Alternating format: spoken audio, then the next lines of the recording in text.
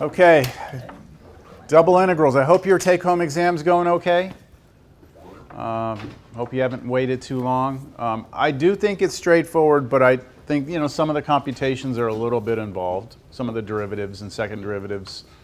But I mean, there's no surprises, I don't think, on it. So if you have any questions, make sure you get with me. I just heard you mumble. That's all I heard. I do that a lot. Okay. No, I haven't seen anything crazy on it yet. Okay. All right, so last time we did double integrals, right? And what we did is we integrated over a rectangle. And I tried to get you prepared for moving away from that the integration, double integrals over rectangles is the most straightforward, easiest way to do double integrals. Now we get our regions to be a little bit different, right? So general regions. So here's a reminder. That's what we integrated over last time. This is our domain, right? This is the thing that's getting plugged into the function. Our x values were between two constants, and our y values were between two constants. So if I pick any point in this rectangle, oops, sorry, I need to silence this.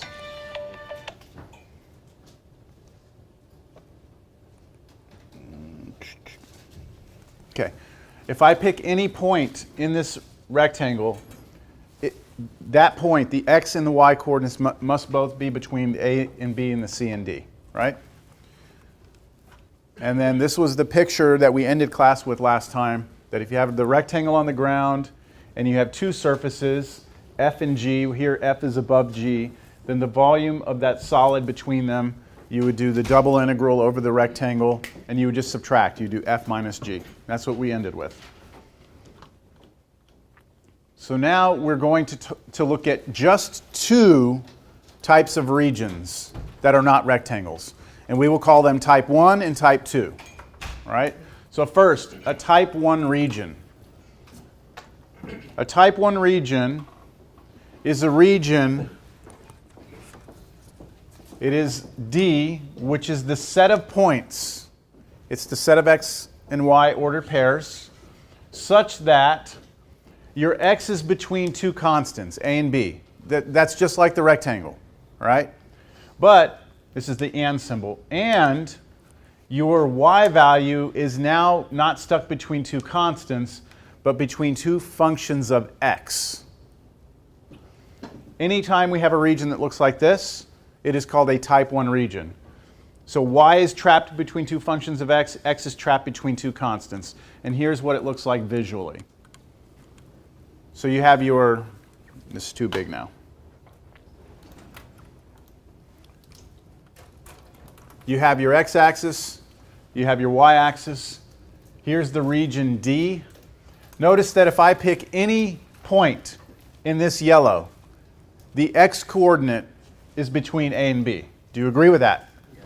Now, if I pick any point in here, is the y-coordinate trapped between two constants? It is not. You cannot say that it's like, you can't say c and d here, right? You can't do that, because there are points in here that would not be in this region that would still be in c and d. Like that point right there, if you're trying to say like c was here and d was here, then that point right there is between c and d, but it's not in your region.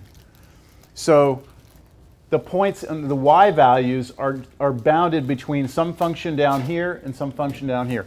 Now when I say function of x, just tear it open, get it, go, rip it up. Okay, so when I say that these are functions of x, that's because the blue and the red pass the vertical line test as functions of x, right? Yeah? Okay. So if we have that scenario, and f is a continuous function on that type 1 region, then the double integral, which would represent the volume of the surface, the volume of the solid below the surface down to that region D. So the double integral over D of the function of x and y with respect to area will be equal to the integral from a to b, then integral from g1 of x to g2 of x of the function dy dx. Okay, what's important for us to note here is that because x is trapped between two constants, it's always going to be the outer integral. The outer integral has to be the one with the constants. The inner integral, which would be this one, is going to be the one that has the functions as its limits of integration. You are not allowed to switch the order. You cannot do that, all right, for type 1 regions. So this is the first time ever that these two things right here, first time since we started double integrals, that these two things right here are not going to be numbers, all right? They're going to be functions. And then these two will be numbers. So if y was stuck in between two constants and x was stuck in between two functions, it would be the other way? Yes, that's type 2 region. We're going to do that after this. Yep. Okay, so also, just to note that if we have two surfaces and we want to find the volume between them, and the domain on the ground is a type 1 region, then everything is just as we thought from last class. You take the f function, you subtract the g, right? You just do the difference between the two. So that's exactly the same. The only thing that's changing here is the region on the ground is different. So this is what I'm getting at. Look at this picture here. If I have a surface on top, which is the f, that's the top surface. I have a surface on the bottom, which is g, that's this bottom one. If I want the volume of this, I have to look at the ground and notice that the domain on the ground, right, this region on the ground is a type 1. So do you see that that's type 1, right? The x values are between two constants, and then your y values are between two functions of x. Here it looks like a line, and here it looks like a curve. Do you all see that? Okay. What if one of the functions didn't pass the vertical line test? If one of these didn't pass the vertical line test? Yeah, good question. What would happen if it didn't? Well, we'll see. We'll see. We might have to split it up. We might have to do something else. We might have to, yeah, just hang tight. Okay, so let's find the volume under z equals x plus 2y on the region bounded by y equals 2x squared and y equals 1 plus x squared. So I have the picture to show you, but I'm not going to show that to you yet. All right? Let's just start with trying to get our head around what's going on here. What is the function of two variables that we're going to be doing the integral on? Z equals x plus 2y. X plus 2y. So z equals x plus 2y is our surface, right? And we're going to try and look from that surface down to the xy plane. Now, I'm restricting the region by those two functions. So let's draw this domain, all right? I'm just going to draw the region. The region of integration, right, which is really the domain that I'm integrating over, is two-dimensional. Here's x, here's y. And I need to be able to graph those. Y equals 2x squared. Y equals 2x squared is a parabola, isn't it? So I'm going to draw this one. I'm going to start. Yeah, I brought colors today because I knew I was going to be drawing a lot of different things. I'm going to do this one in blue. So that's just your standard parabola, goes through 0, 0, opens up, right? Something like that. And then y equals 1 plus x squared. What does that look like? It's a parabola that opens up again, but it's been shifted up 1.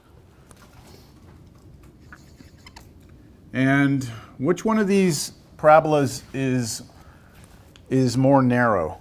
The first one. The first one's more narrow, right? Y equals 2x squared. That's been stretched vertically. It's been stretched, so it's like narrow. So that means when I draw the 1 plus x squared, it should be wider, which means that it should cross through and intersect that other graph, shouldn't it? So I want to find the volume underneath this surface where I look down on the ground and I see this down there, right? The region bounded by these two. So are we all clear with that region? You see it? It's this right here. Now that region D, is that a rectangle? No, so we can't do it 12.1, right? Is this a type 1 region? Yes. Okay, in order to say yes, you need to make sure that the x values are always bounded between two constants. If I pick any point in here, is the x value between two things? Yes, it would correspond to whatever that point is, right? That's my A, and then whatever this point is, that would be my B, right? So the x's are trapped between two things. What about the y values? They're trapped between two functions, right? Functions of x. So which is the top function? The purple one, which means this one right here, I should call that g1 of x or g2 of x? G2, the way that it was in the formula, g2 was the one on top. So I'm going to say g2 of x is 1 plus x squared. And then the bottom function, g1 of x,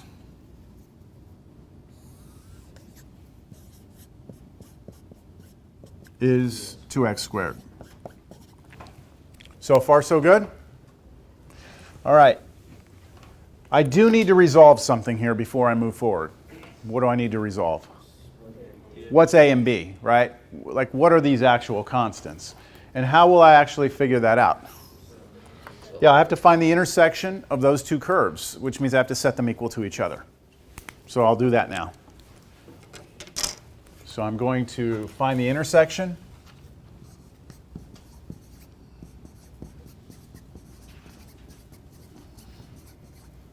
This I'm doing so I can get a and b, right? It's my region of integration. So I set them to equal to each other. 2x squared equals 1 plus x squared. And then just solve this. This is x squared equals 1, so x is plus or minus 1. Just subtracted x squared on both sides, took the square root, plus or minus. So this a and b are -1 and +1, respectively. Yeah? And that's it. We're ready to set this thing up. So double integral time. I'll go ahead and put it right here. All right, so the volume we're looking for, I'm going to call it V for the volume, right, is equal to the double integral over the region D of the function of two variables, bless you, with respect to area. That's the formula for it, right? Now, our region D is a type 1 region, and therefore I can break it down to a to b and then g1 of x to g2 of x. So this will be -1 to 1, and then g1 of x is this, right? Right here? Yes. Now, the way I'm going to write this, I use g1 of x and g2 of x because that's the way it is in the notes, and that's the way it is in the book. But I'm actually going to write down here y equals 2x squared, and up here y equals 1 plus x squared. This is just to remind you that it's the y variable that's varying between 2x squared and 1 plus x squared, right? It's the y variable. You don't have to put y equals in y equals. You could just put 2x squared and 1 plus x squared, and that would be fine. But that's just to kind of stress it, what's going on. All right, now what are we integrating? What's our function of two variables? X plus 2y, that's going to go in here. And then d what? dy dx. So we're going to integrate in terms of y? We're going to integrate with respect to y first, then replace our y's with these two things, and then integrate that with respect to x, and replace our x's with these two things. That's why you can't switch it? That's why you can't switch it. That's correct.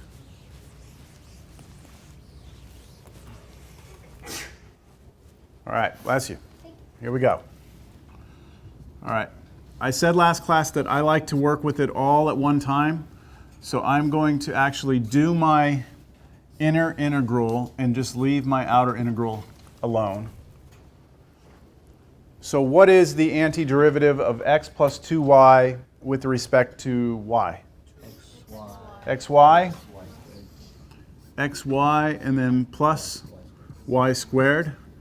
And then we're going to evaluate at y, we're going to replace y with 2x squared, and we're going to replace y with 1 plus x squared.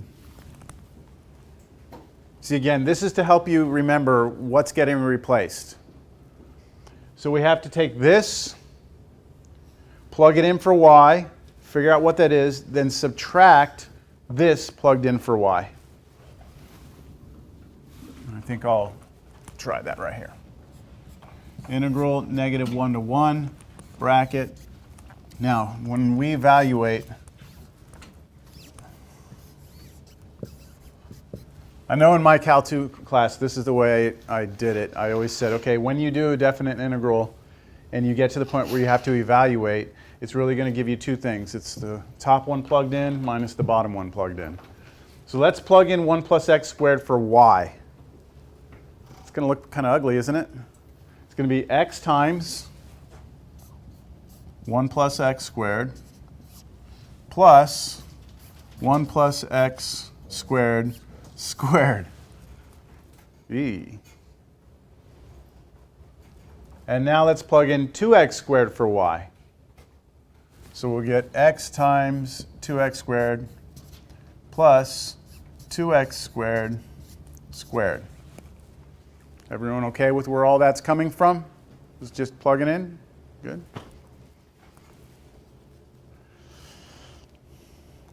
I think we need to clean that up because we have to integrate that, don't we? We have to actually integrate that with respect to x now. But let's try and simplify it a little bit. I'll come over here and do it.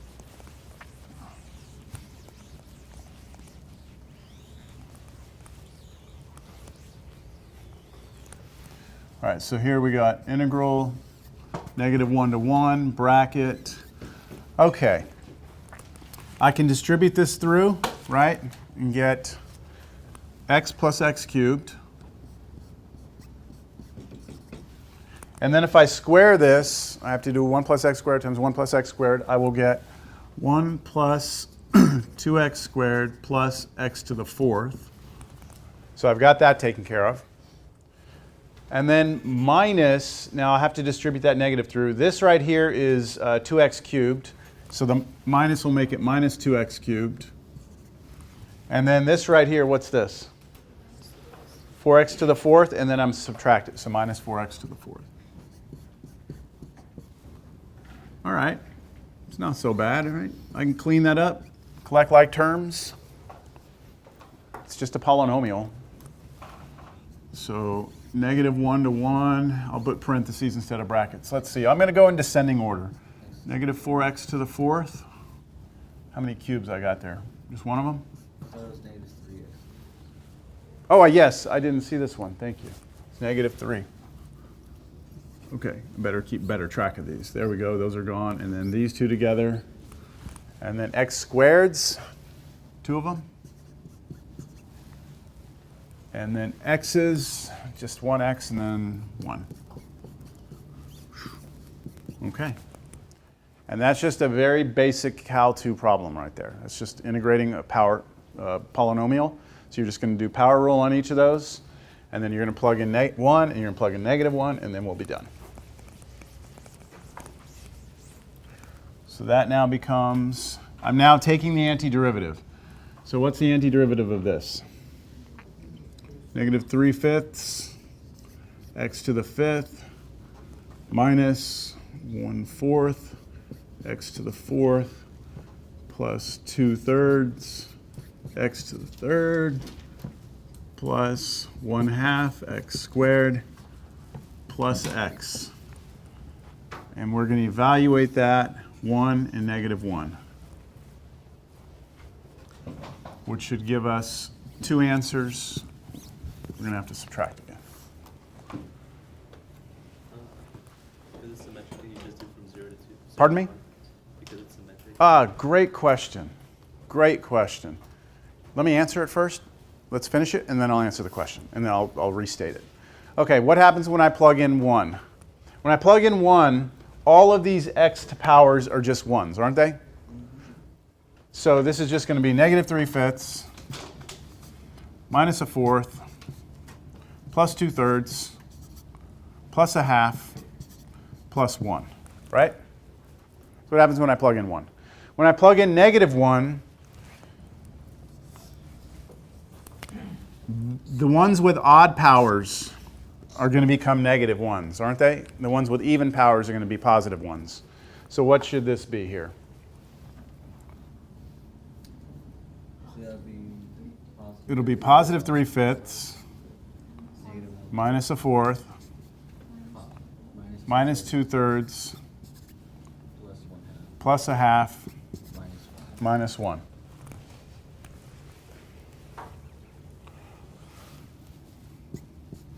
Now I didn't get a common denominator over here because I felt like some things were going to cancel. Okay, so what will cancel? Anything? I think the fourth here, this will become minus minus, so that's plus a fourth. That's going to go away. The half. The halves go away. This is a half, and this will become minus half, so that's gone. That's it? Nothing else, huh? Oh well. Okay, so I have negative 3/5 minus 3/5 is, right? Negative 3/5, take away another 3/5, you get negative 6/5. I'm done with that. If I take 2/3 and I subtract negative, that means add, so 2/3 plus 2/3, 4/3. And then if I do 1 and subtract, and that'll be plus 2, right? And then you can get a common denominator here. Put this all together. So how about 15? Negative 18 plus 20 plus 30 all over 15. 232/15.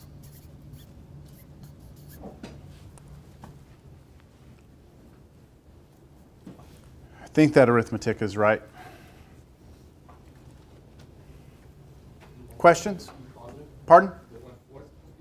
Where's that? That one. Yeah, but it's Well, we're plugging negative 1 in, right? Yes? We're plugging negative 1 in. So if I put negative 1 right here, it's going to be positive, but then there was a negative out there already. Gotcha. All right, there it is. Okay? That is the volume below that surface on the region bounded by those two functions. Now, the question was, since there's symmetry, in other words, look at our region. If I look at the region, it was like this, and then the other one was like that, and like that. Since there's symmetry here, could we have just gone from 0 to 1? Is this what you're asking? In other words, take the double integral, but go 0 to 1, and then this would be the same. This would be the, which one was it? On the bottom was 2x squared here, and this one was 1 plus x squared. But we would have to double the answer, right? Is that what you're saying? Yeah. Okay, so what do y'all think? Why not? Because that's just the region. We have no idea like how the actual function. So what's happening above the function is the function above is what's going to dictate the volume, right? So I have the picture. Let me show you the picture, and I think when you see it, you'll understand why the symmetry cannot be used here. That's right. The domain is symmetric, but the function above it doesn't have to be symmetric. So what you see here on the left-hand side is the domain. What you see on the right-hand side is the domain in the three-dimensional point of view. So that's the domain in 2 dimensions. Here's the domain in 3 dimensions. It's just the ground, right? Now, here's the surface. See, the surface above the domain is not symmetric. Whoa, where'd it go? So we want to know if you just take the points inside here and plug them into this surface and then look down and look at the solid. Take that out of here. Take the surface out of here. We're trying to find the volume of this solid. So if we look at it from this side, like this, You see how we don't have symmetry? Like this is the parabola on the right side, the two parabolas and the parabolas on the left side. The volume above this side is not equal to the volume above this side because the surface was not symmetric. So in general, you can't do that. All right, so we just found the volume of that thing. Right there. Well, this thing doesn't want to cooperate. Okay, there we go. We just found the volume of that. Sorry that there's jagged edges on that and stuff, but that's just the computer's having to submit. It's having a hard time graphing that region. I can have it graph better, but it's a longer computation time to do it. All right, is that the same one? No. No. So you have a linear and a quadratic. Yeah, that's a linear and a quadratic. Let's just set this one up. I don't think I'm going to go through the whole computation. I just want to set it up. So let's start with the domain. The domain is y equals x squared. I'll do that one in color.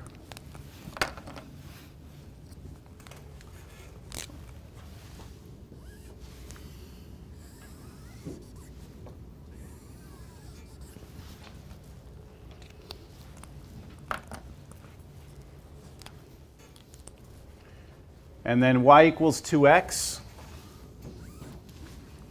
is a line. And it's going to hit that parabola somewhere, right? And so our domain here is the region that is enclosed by both of those, which is that. Now sometimes you have to draw this more than once because your first drawing isn't that good. So I'm going to draw it again. And I'm going to exaggerate it. See, because now I know I'm really in that first quadrant. So I've got something like this, right? And then I've got something like this.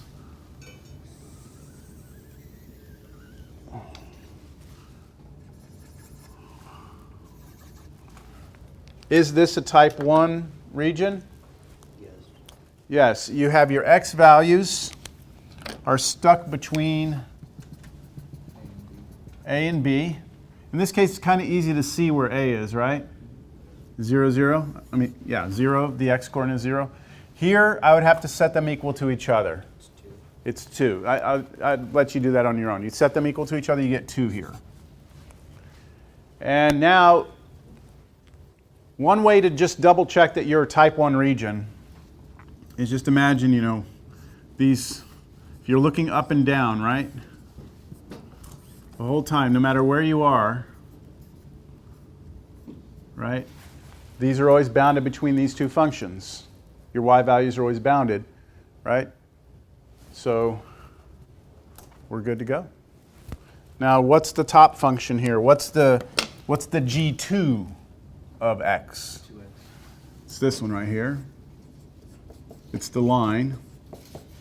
And then g1 of x is the x squared. And again, I'm just going to write down the setup, and then I'll leave it to you to do the integration and to do the whole thing. So I'd have double integral 0 to 2 y equals x squared to y equals 2x of the function x squared plus y squared dy dx. And then do the computation. Now, if the problem involves functions that don't intersect, are we going to be given the bounding? Yes, you would, if you're asked to integrate over some region bounded, or some region that's bounded by some curves, I have to give you all the restrictions. I can't give you an unbounded region.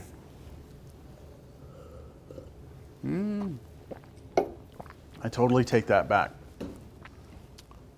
You could have an unbounded region. I won't give you one on an in-class test, but I think there's a problem on the take-home that is an unbounded region. And that's because the surface will stop at that point? No, it becomes asymptotic. It's kind of a thinking question. I want you to try and mess with it. I mean, could we do in Cal 1, could we do integrals? You know, we start with Cal 2, sorry. We integrate from A to B, but did we ever like integrate on an infinite part of the line? Like did we ever try and find the area underneath a curve, but on an infinite part of the line? Did we ever do? Yeah, it was the integral. We would go from like maybe like 1 to infinity. They were called improper integrals. You can do that with these also. The book doesn't talk about them at all. It doesn't talk about improper integrals with double integrals. But there is a take-home problem that I give you an improper double integral, just to see what you do with it. Take home that That part of that mini exam. part of Yeah, the one that we yeah. just got. I just gave you, no, it's not that one. That's the other one. Yeah, upcoming. But I've given you a pretty big hint now on that one, so.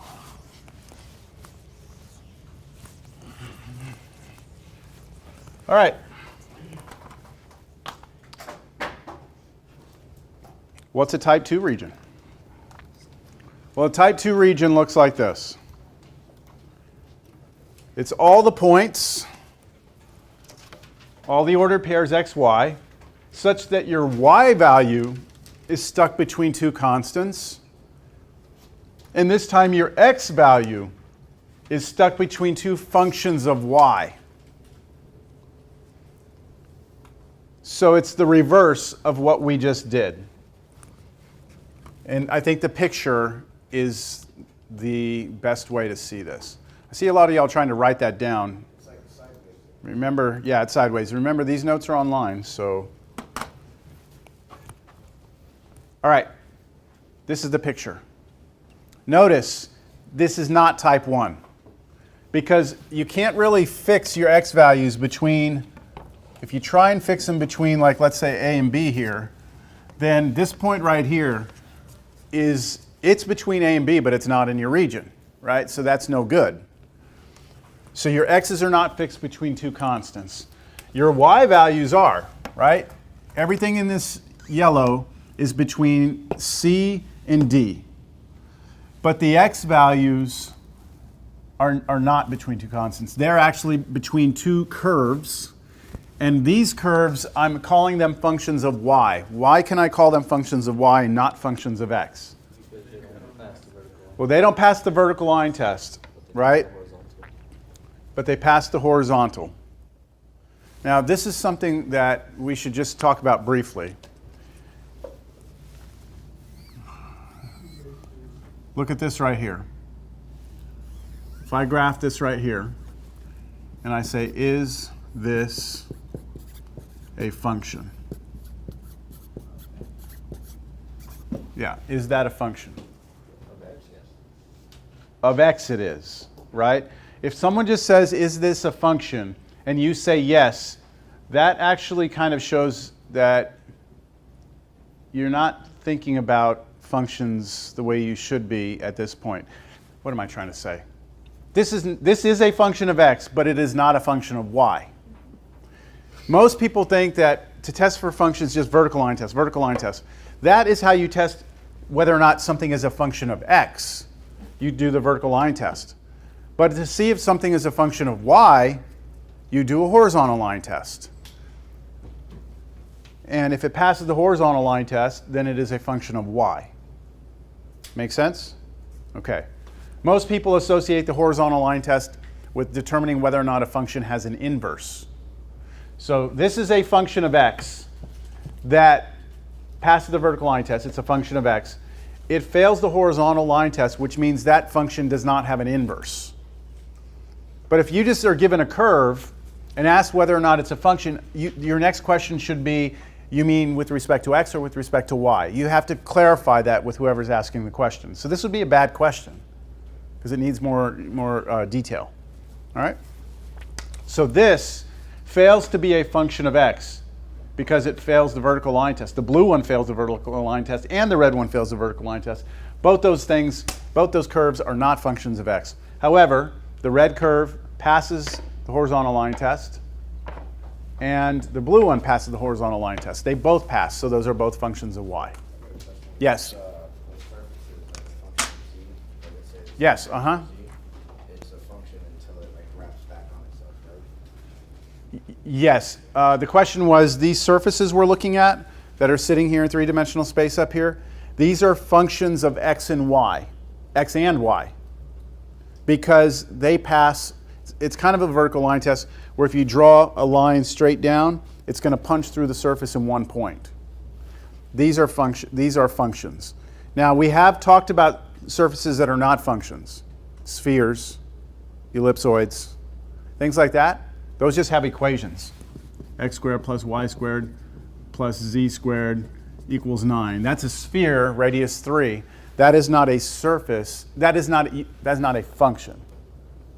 Yeah? Just like a circle is not a function of x or y. A sphere would not be a function of x and y. But we can get around that because we can just cut it in half and just look at the top half. Then it is a function. All right. Y'all clear on that? That's what it looks like. So how does the double integral change? Well, as you might expect, the order of integration switches places. Your outer integral is now with respect to y. You've got restrictions c and d. And then here, h1 of x. Notice, no, that's incorrect. I was about to point out that this should be h1 of y, and I have h1 of x there. Right? Isn't h a function of y? Yes. Is that a typo in the notes?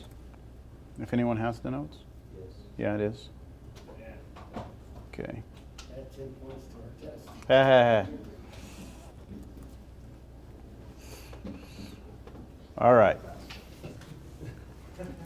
There we go. All right, so there's the picture of it. If you've got two surfaces, surface F, surface G, and you look at almost like the projected shadow down, right? If you were shining a light from the top down, you would see this region on the bottom here. This right here is a type 2 region. A little harder to see. My drawing isn't that great. But restrictions on y are between two constants. Restrictions on x are between two functions of y. So that's the same exact surface, so that one can kind of take. Could go both ways. Exact. Well, it's hard to tell. It's hard. I don't think that's exactly the same. Hold on. If you don't one of them would have to be like Hold on. guaranteed on a. Yeah, no, they're not exactly the same. See the regions? They're not exactly the same. What if we were given one where like one of the functions is like bounded between x and whatever, and then we give the two functions, and then one of the functions was a straight line in the y plane? Could we attack it from both different directions? Yes, the next thing that we're going to do, there's a property of these things that says that if you have a region that is made up of two different regions, then you can split it into two different integrals. In other words, if you have something very, this is where we're headed. So what if you have something that looks like this?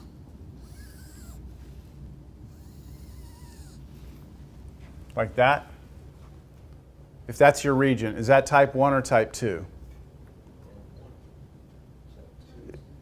Neither. Neither? Okay, so look, you could do this. If we look at it as type 1 and imagine splitting it right here. Call this A, call this B. Let's just call that C, even though it's in the middle. If you look just between A and C, isn't that type 1? Yes. Yes? And between C and B, isn't that type 1 also? Yes? So I could split this up into two and do it that way. But you could also do it this way. Are my y values between two constants? Yes. Are my x values between two curves? Yes. Yes, you could do this as a single type 2. So this can be done as a single type 2 or two type 1s, but we're getting ahead of ourselves. Okay, let's do this one.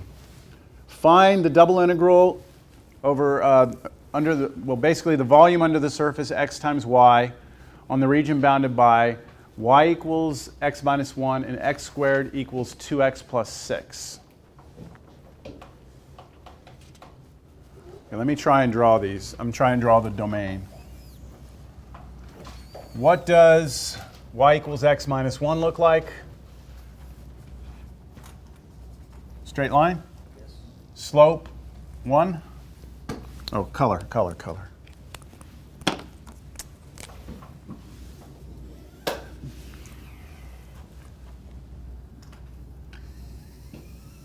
Did I bring my daughter in here the other day? Okay. A couple of weeks ago. So you know what she told me? She said, Daddy, I don't understand why you don't use more colors in class. She goes, if I was doing it, I would use all the colors. Okay.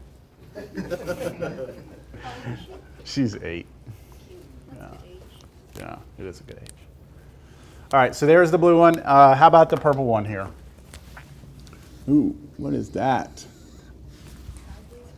It's a sideways parabola. Yep. It's a parabola that opens this way, right? Well, one of these two ways. How could I graph that? What could I do? I could pick some values of x and figure out what y is, right? So how about if x is 0? What's y? Square root of 6. So if x is 0, you get y squared is 6, right? Well, let's do x is 1. No, that doesn't make it easier. Okay, x is 0. You get square root of positive and negative root 6, right? So when x is 0, you get positive root 6 and negative root 6, like something like that, roughly. Okay. What if y is 0? X is negative 3, isn't it? I'm trusting you could just plug those values in and work them out. Okay, x is negative 3. That should be enough for me to graph it. I mean, if I know it's a parabola that opens sideways, then that should be enough, right? It should look something like this.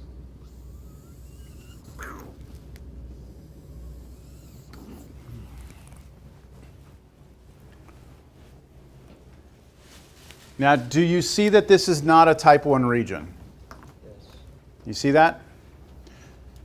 The biggest thing I would notice is that, like, right here is not so much of a problem. That's supposed to be vertical.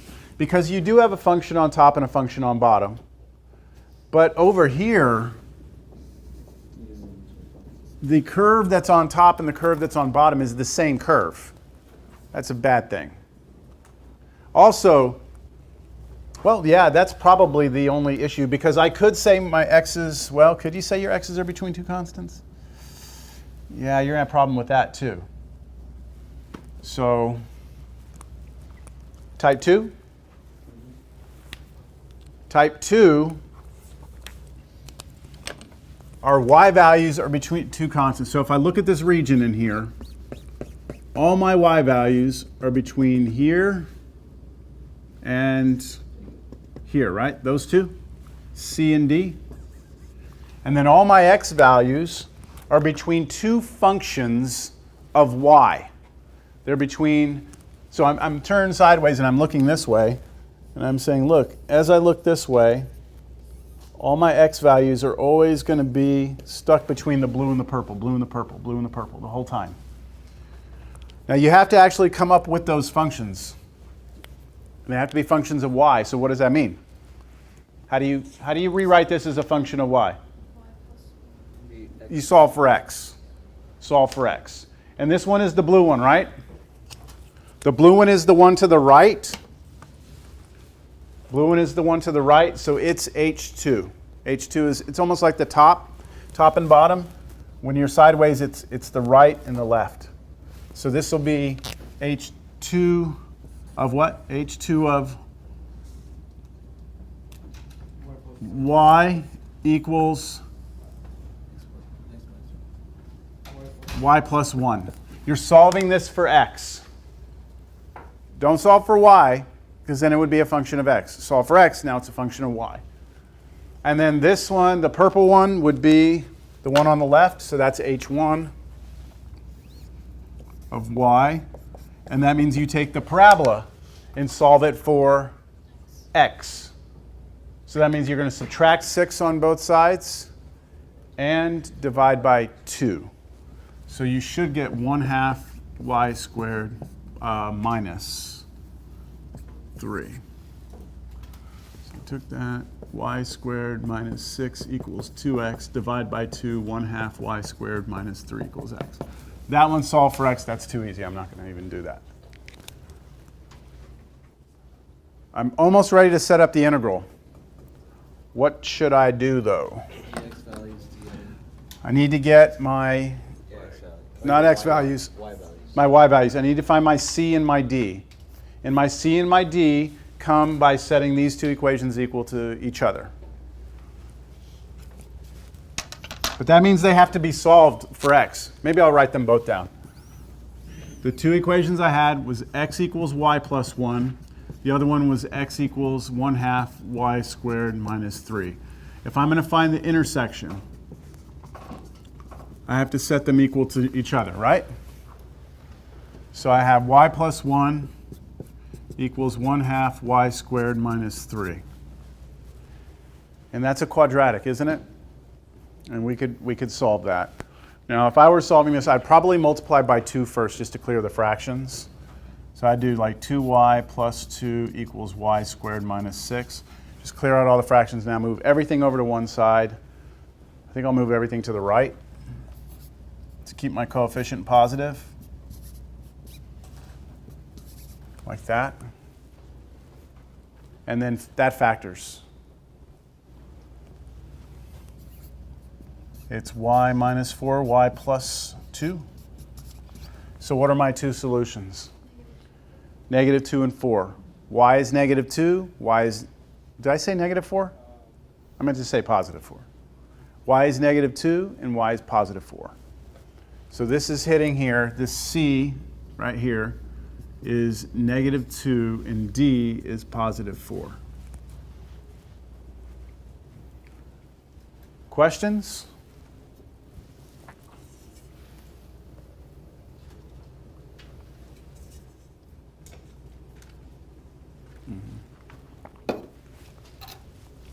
How about I just set the integral up and not go through it? Is that okay with you? All right, here comes the integral. Double integral, it's going to go from -2 to +4, right? Yeah. And then x equals the one that was on the left, which was the h1 of y, which was 1/2 y squared minus 3? Is that what it was? Up to x is y plus 1. So notice I'm doing x equals instead of y equals. And what am I integrating? X and Y. xy. And it's with respect to x first, then y. Are you sure you're okay with that? From there, anyone need to see it, or we're okay? You want to see it? It's right there. I'm just kidding. Just giving you a hard time. I'll meet you halfway. I'll do the first integration. I won't do the second one. The first one, so I've got integral -2 to 4, and then, thank you for having the guts to speak up. What's the antiderivative of this with respect to x? 1/2 x squared y, right? That's the part you want to see? Okay, and then this, x equals 1/2 y squared minus 3, and then x equals y plus 1. Finish that off, then we're going to integrate with respect to y. So when I go in here now, I'm going to replace x with y plus 1 right there. And then subtract from that x replaced with, but it's going to be all polynomial stuff, and you'll have to expand it all out and simplify it. Is that okay? We're good? I was just confused. Just make sure you integrate that correct. Yeah? Okay. Yeah, no one said it was going to be like fun, but It's polynomial stuff, so I think you can handle it. All right.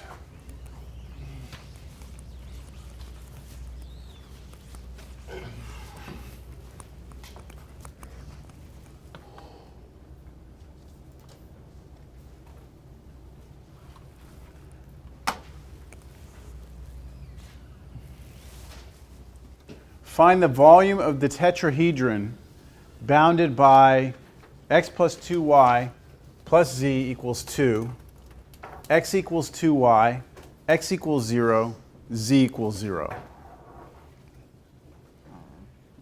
What's a tetrahedron? Yeah, we've seen these before, tetrahedrons. They're kind of like pyramids. Tetra meaning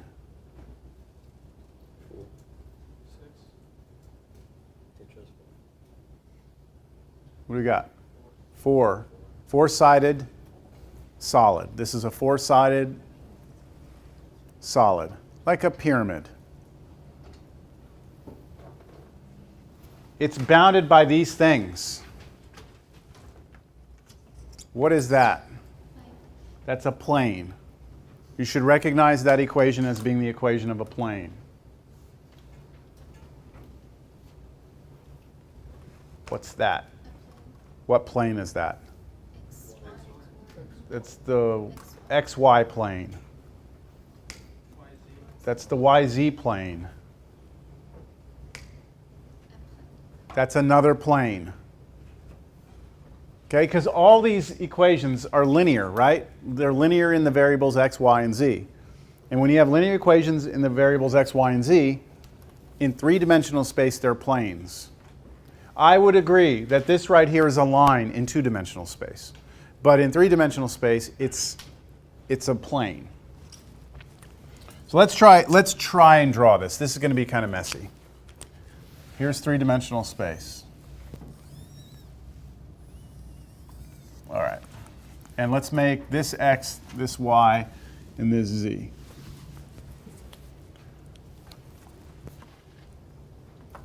Let's start with z equals 0. Well, that's the ground, isn't it? Okay, so are we okay? No, I'm not going to draw the ground. Can we see it all right, though? Yeah. Okay, how about x is 0? It's kind of like this wall right here. It's like that wall. You'll see it? So we've got the ground and that wall. X equals 2y. I want to solve that for y real quick. Y is a half x, right? That's the same thing. In two-dimensional space, that would be a line. It would go through the origin, and it would be kind of diagonal, right? It would have a slope of 1/2. So in two-dimensional space, it would be a line that goes like this. Do you agree? In two-dimensional space. But in three-dimensional space, it's actually the entire plane that cuts through that line, right? The z value is free, so z can be anything. Got it? So we've got the floor, we've got this wall, we've got this other plane cutting through. I know it's hard to visualize, but it's all there. And then we have this other plane that I've saved to the end. Can you help me visualize that? Where does it hit the z-axis? Where does it hit the z-axis, this plane? Well, when you're on the z-axis, what's x? What's y? 0. They're both 0, right? So if I'm saying, hey, where does this plane hit the z-axis? I want you to plug in 0 for x and y. And what would you get for z? 2. So I could say that, let's say up 1, 2, there. Where does this thing hit the x-axis? So you set y and z to 0, and that would be 2. And then, where does it hit the y-axis? At 1. So you can imagine, hopefully you can imagine, Wow, that's really not good. Because of the way I oriented everything, it's not good. Can you turn it real quick? Yeah, hold up. Let's see if I can.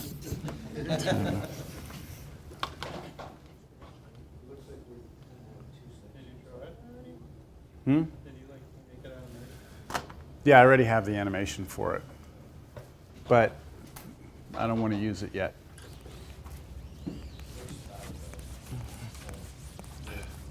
Try it a little different. Do it this way now, because my picture wasn't very good. X, Y, Z. Okay? We do it that way. Is that okay? Now, Z equals 0 is the ground. X equals 0 is this back wall. So this picture is pretty good, right? And then Y equals 1/2 X. That one would come out at us like this, and it would be like a plane, right? So it would be like going back into the, do you see that? I like this one. And then for the, this part right here, we had that hit the z-axis at 2, hit the x-axis at 2, and it hit the y-axis at 1, right? So it'd be like this, this, this.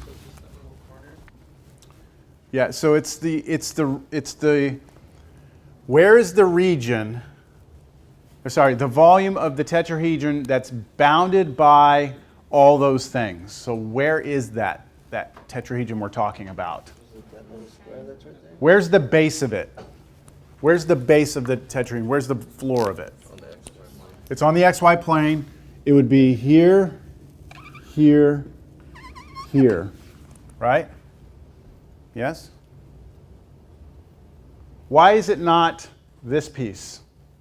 Because it's not bounded by the. This edge right here on the bottom is not bounded, right? That wall, the XZ plane, is not a bound. Here, the backside, this YZ plane is a bound. So I can't go further that way. That's where this barrier comes from. Can't go below, right? So where are some other boundaries here? How about this? Isn't this like that back wall of the tetrahedron? Yes? And then where's the other? I need another side. I need two more sides. How about the one from here straight up to here? That? Is that the tetrahedron? Yeah. Do you see it? We want the volume of that. Okay?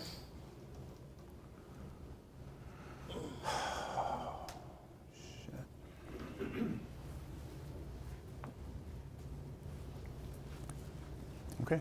How do we create an equation that? Well, it's bound, I'll give you a hint. It's a double integral.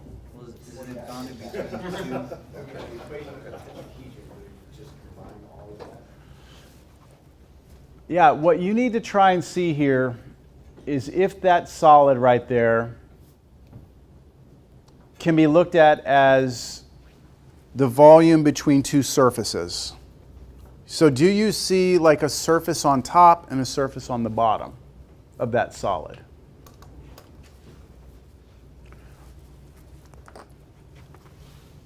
See, it's kind of cheating once I bring the 3D picture in, but I think I will for this. That's a pretty good drawing, right? You see how I had to redo it though to make it look good? So then what is the equation of this plane minus the equation of the other plane?